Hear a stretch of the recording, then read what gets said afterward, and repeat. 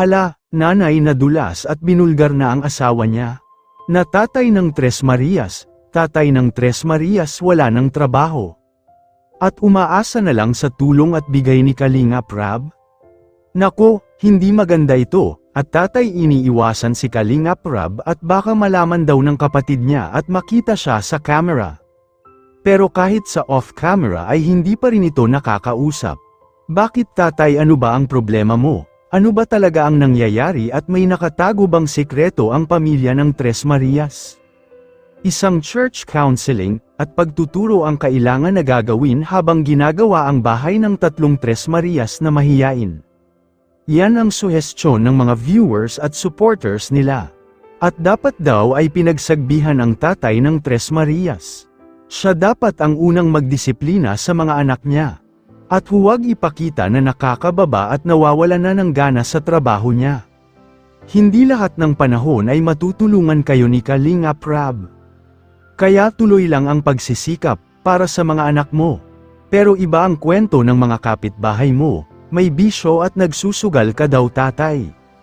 Pero ito ay pinabulaanan ng kanyang misis at dito ay inamin niya mismo kay Kalingap Rab. Ano nga ba ang totoo at pinaratangan na lang ang kanyang asawa na siya umano ay may bisyo. Pero inamin naman niya na wala na itong trabaho, hindi kasi malinaw kung wala o nabakante lang. Dapat kasi ipinaliwanag ni nanay ito ng maayos, ang masama pa dito at ang pera daw na ginamit ay ang binigay ni Kalingap Rab para sa tulong dito sa mga anak niya. Ito daw ay maling katotohanan kung totoo man. Dahil baka darating ang araw na wala nang tutulong umano dito sa magkakapatid na Tres Marias. Ito ang gagawan natin ngayon ng reaction mga kababayan, pero bago yan ay nais ko munang makiusap muli na sanay huwag kalimutang i-like ang video na ito at patapusin nyo munang panoorin hanggang sa dulo. Para inyong malalaman ang nilalaman nito, at isang mapagpalang araw mga kalingap. Lalo na sa ating ama na si Kuya Val Santos Matubang. Ate Edna Vlogs at Kalingap Rab, maraming salamat po. Parami na, talaga ang mga tsismosa na kapitbahay ng Tres Marias na ito. Bakit nga ba ganito sila mag-iisip? Siniraan umano nila ang dating hirap sa buhay at umaasa lang ng tulong at bigay sa mga taong nakapaligid dito. Sila ay ang mga kapitbahay ng Tres Marias na ito na walang ginawa kundi nakikipagtsismisan sila. Dito ay sila pa umano ang humilas sa kanila pababa. Nag-umpisa talaga ito noong dumating ang Kalingap sa buhay ng Tres Marias. Hindi kasi sila masaya na ang dating hirap sa buhay ay nasa level na makaahon sa kahirapan. Sa tulong kasi ng Kalingap team ay dito ating maramdaman na unti-unti nang mababago ang buhay ng mahiyaing Tres Marias.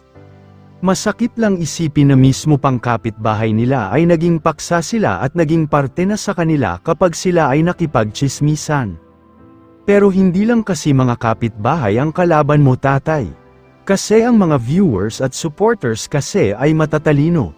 At alam nila kung ano ang mga nangyayari sa pamilyang ito. Malungkot lang isipin na bakit mismo ang tatay nila ay walang lakas ng loob na magpakita sa camera. At ang nanay lang lagi ang nakakausap, gusto talaga ni Kalingap Rab na kausapin ang tatay ng Tres Marias para sa formality. At dahil ang tatay owa rin kasi ang magdesisyon sa mga plano na maganda at sa napantong patuloy na pagtulong sa mga anak niya na ito nga ang Tres Marias. Kung ano kasi ang mangyayari dito at plano kasi na ipapacheck up sila. Pero hindi kasi ito basta-basta magagawa kung walang consent sa magulang. O pagbigay ng karapatan sa Kalingap team na sila na ang bahala sa magiging gawin at plano sa mga anak niya. Kaya siguro ang tanging gawin ng nanay ay kumbinsihin ang asawa niya na next punta ng Kalingap ay makakausap na siya ng maayos para na rin ito sa kapakanan at formality both party. Kay Kalingap Rab at mismo sa pamilya ng Tres Marias. Para sa ganun ay walang problema at aberya ang nangyayari. Konti kooperasyon lang po tatay. Tama po ba ako mga viewers at supporters ng Tres Marias? Kayo mga kalingap, sana magbigay kayo ng inyong komento, reaction at suhestyon at opinyon, para ating malaman ang inyong saloobin at damdamin, para may parating natin sa Kalingap team at magawa ng aksyon ang ganitong at mapagdesisyonan ang naturang revelasyon. Bago ko tapusin ay isang mapagpalang araw mga Kalingap, lalo na sa ating ama na si Kuya Val Santos Matubang, Ate Edna Vlogs, Kalingap Rab. Maraming salamat po.